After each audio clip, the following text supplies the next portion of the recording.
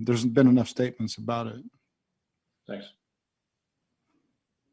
All right, next we're going to go to Jenna Lane. Hey, Coach, along those same lines, you had told us that you felt that Antonio had matured. You knew about that incident. What gave you the confidence to believe that he has matured when, again, that was 8 days before he signed with you guys? I think we've had enough conversations about that. Thank you. All right, next question will go to Greg Allman.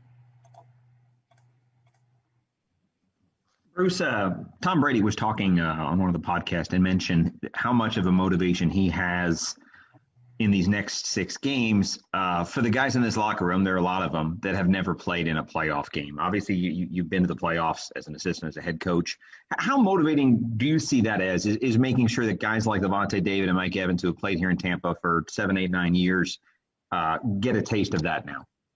No, I think it's huge. It's really huge. And to have a couple guys, 3 or 4 guys that have been there and went to the Super Bowl, it's one thing to have players do it and coaches. It's just different, and you can see the intensity in practice each week is picking up. And like I told them, we're in the playoffs now, so the intensity should pick up. So it's fantastic to have a leader that can do that with players.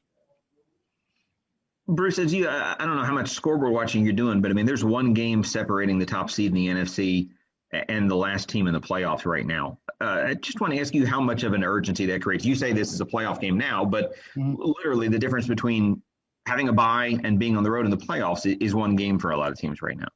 Yeah, we started last week putting up the scenarios because I think you have to be aware of it. You don't hide from it. You kind of embrace it, know where you stand, what's ahead of you this week.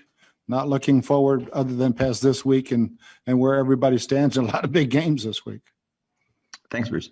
Mm-hmm. Are we going to go to Joey Knight? After Joey, we'll have some Los Angeles media. Coach, the penalties have gone down significantly the last 5 or so games. Any explanation for that at all? Our penalties? Yes. From none to, I think we had 3 this week. So, I wouldn't consider that a big jump. I mean, it's not like we've had a major jump back to where we were before. So I'm okay with that. You had a significant number the first 5 games, but the number of penalties has gone down significantly the last 5 games. Yeah, totally since the Chicago game.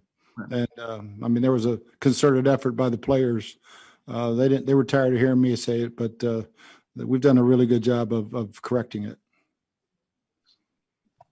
All right, now we're going to go to Los Angeles media. We'll open with Kevin Modesti. Hi, Bruce. Kevin Modesti from the LA Daily News. The Rams have been pretty up and down the last 4 weeks. What have you seen from them? How do you get a line on kind of who they really are right now? Well, I don't see much down when I watch them. I see a lot up. And, Jared's playing very, very well, protecting the football. They're running the ball well. Their play-action game is outstanding. Defensively, I mean, that might be the best second-half defense in the league right now. So kick game, Hecker is one of the best. So I don't see any weaknesses in their game. So, yeah, to me, it's all up. That was a big game for them last week. What does it say when a team does what the defense has been doing in the second half? Yeah, I mean, great adjustment, great coaching at halftime. Really making good adjustments. But the players have to make the adjustments. Coaches can say all they want, but the players make the adjustments, and they're doing a really fine job of that. Thank you. All right, next is going to be Gary Klein from the LA Times.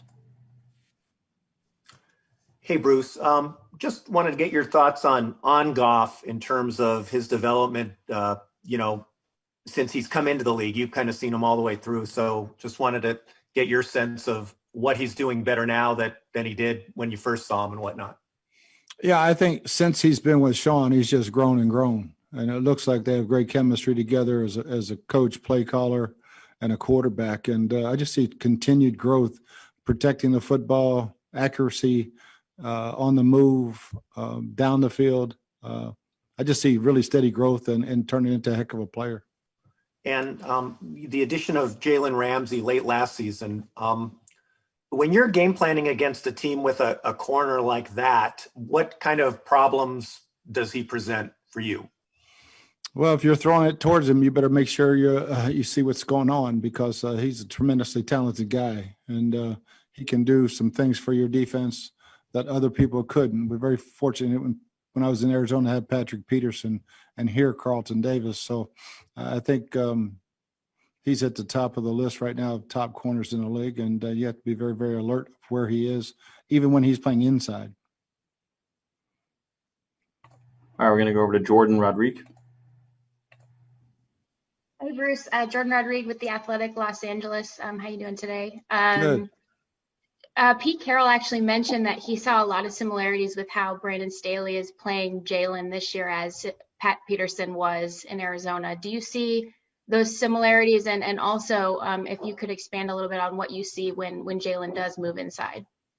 Yeah, I mean, he's normally following the number one guy, and if that guy's inside, he's inside. That's not always man-to-man, but when he's outside, even if it's a zone concept, he's pretty much playing man-to-man.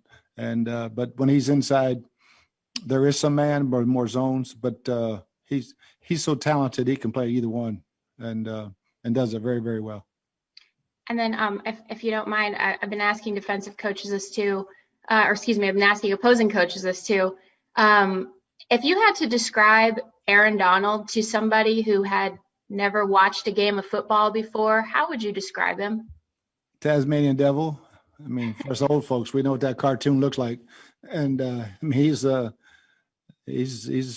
nonstop, great get off. He's got a toolbox of moves that's second to none. Just a hell of a football player. All right, we're going to go over to Sarah Walsh.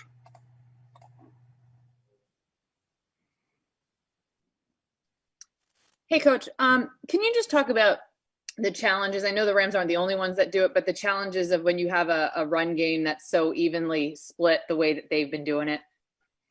Yeah, they do a great job with a lot of motion, but they've got three backs really that are just fresh all the time, and they're different, but they're also very similar. The style of what they do with each one's pretty much the same, and they've added some more power game, some more gap scheme stuff this year that makes them a little bit harder to defend.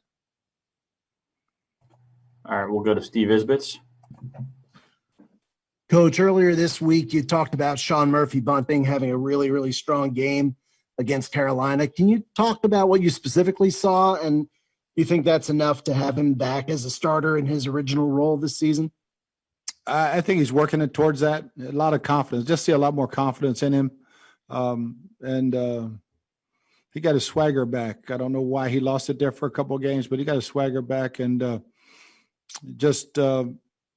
I wouldn't have any problem with him starting for sure. And but Jamel's playing pretty solid too, so we're very fortunate to have three guys. Thanks. Mm-hmm. All right, we'll go over to Kevin O'Donnell. Hey, Bruce. All teams are going into the intensive protocol this weekend on Saturday. You're one of four teams that haven't had to go through that yet this season. What extra moves have you guys made to kind of avoid that? And how do you feel that these new rules are going to impact just your preparation for a game? We actually started today, and we're very, very fortunate to have the facility and the weather that we can meet outside. And so we have built classrooms outside, and hopefully the rain will hold off, but with our indoor facility, and it's been pretty much easy for us as far as the meetings and stuff. We would not have to do anything virtually. We can always be in our building at our facility, either indoors or outdoors. So you don't think this will have a great impact just on preparation throughout the rest of the season? For us, no, I think it does. If you're virtual, it makes a huge difference. But for us, wearing masks during practice is we put those Oakley shields on our helmets, and if you have to wear masks more, stay separated a little bit more, and just be a little more cognizant of who's surrounding you and what you're doing. Thank you. You bet. All right, we're going to close out with a question from Rick Stroud and one from Greg.